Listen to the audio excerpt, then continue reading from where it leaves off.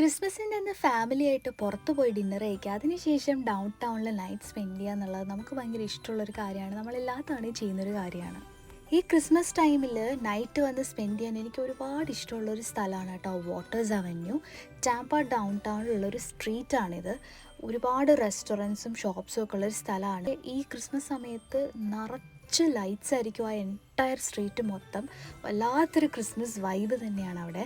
എല്ലാ തവണയും ക്രിസ്മസിൻ്റെ ഡിന്നർ കഴിക്കാനുള്ള റെസ്റ്റോറൻറ്റ്സ് ചൂസ് ചെയ്യുമ്പം നമ്മളിവിടെ ഉള്ള ഏതെങ്കിലും ഒരു റെസ്റ്റോറൻ്റ് ആണ് ചൂസ് ചെയ്യാറ്.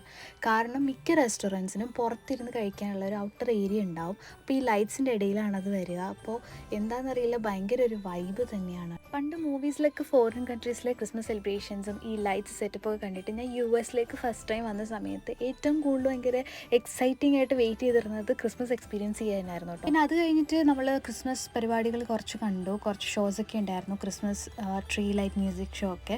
അപ്പോൾ അത് കണ്ടുകൊണ്ട് നിന്നപ്പോൾ തന്നെ നല്ല വിറച്ചുകൊണ്ടാണ് നിന്നത്. കാരണം നല്ലപോലെ അപ്പോഴത്തേക്കും ടെമ്പറേച്ചർ ഡ്രോപ്പ് ആയിരുന്നു. ഞാൻ വേറെ വീഡിയോസിലൊക്കെ പറഞ്ഞിട്ടുണ്ട്, ഫ്ലോറിഡയിൽ മിക്കപ്പോഴും ചൂടാണ്.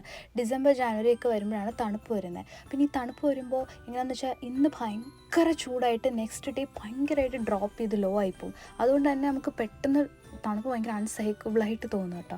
അപ്പോൾ നമ്മൾ കരുതി നമ്മുടെ ഫേവറേറ്റ് ആയിട്ടുള്ള ഫ്രഞ്ച് കഫേയിൽ പോയി ഒരു കോഫി കുടിക്കാമെന്ന്. അങ്ങനെ അവിടെ ചെന്നപ്പോൾ ഞാൻ കണ്ടത് കേട്ടോ, അവിടെ നിറയെ ക്രിസ്മസ് തീമിലുള്ള ഡെസേർട്ട്സും ചോക്ലേറ്റ്സും ഒക്കെ ഇങ്ങനെ ഉണ്ടാക്കി വെച്ചിട്ടുണ്ടായിരുന്നു. പക്ഷെ നമ്മുടെ വയറ് ഫുള്ളായതുകൊണ്ട് തന്നെ നമ്മൾ വേറൊന്നും വാങ്ങിയില്ല.